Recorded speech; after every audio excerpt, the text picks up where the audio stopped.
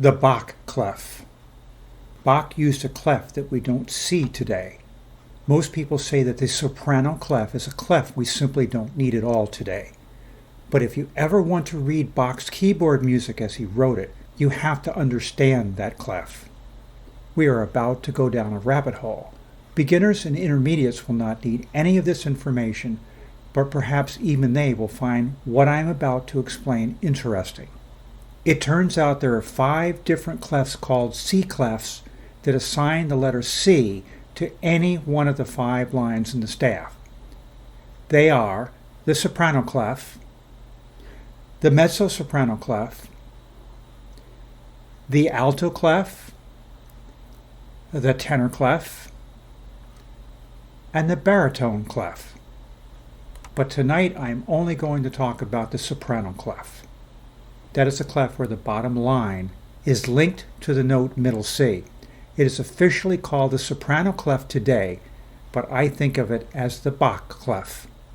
Here are the most common 2 clefs used today. I'm sure you are already familiar with these modern clefs. Now here is a picture of the soprano clef again, the one I call the Bach clef. Now here is a second rabbit hole. Everything about this subject is complicated and perhaps very difficult to understand, but I also think it is extremely interesting. Last night I was doing research about why Bach used this soprano clef and how he used it. It turns out he always used this clef rather than the treble clef for the top staff when he wrote his keyboard music. This includes his music for harpsichord, clavichord, and organ. If we print out his keyboard music exactly the way he wrote it, we can see how people of that time read it. The soprano clef is all over the place in his music. So it turns out that this clef is very important for keyboard players who specialize in Baroque music. To read this strange clef, you have to be a little bit like Sherlock Holmes. When you read Bach's music, it is not obvious that you are seeing something very different in the top staff unless you look at it very closely. Here is a small part of one of Bach's organ compositions. You won't even be able to see the clef signs, but we know that the top clef is soprano clef, the clef that I call Bach's clef, because the measure ends on a C major chord. If you make the mistake of reading the top staff of his keyboard music as we read it today, assuming a treble clef for the top staff, you will always get the wrong chord. In fact, every note that you hit with your right hand will be off 2 letters. So let's take a look at the first prelude from Book 1 of Bach's Well-Tempered Clavier. First of all, let's examine what Bach wrote. It's very hard to read, but the right hand is clearly in the soprano clef. Notice that the second note is written in the upper staff, but it is played by the left hand. By the way, in Bach's day, composers avoid writing ledger lines because they were so very hard to line up properly and make easily readable.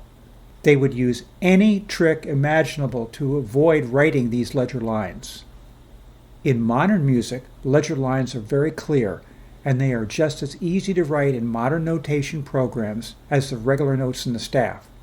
So in music written today, we try to put everything written for the right hand in the top staff and everything written for the left hand in the bottom staff.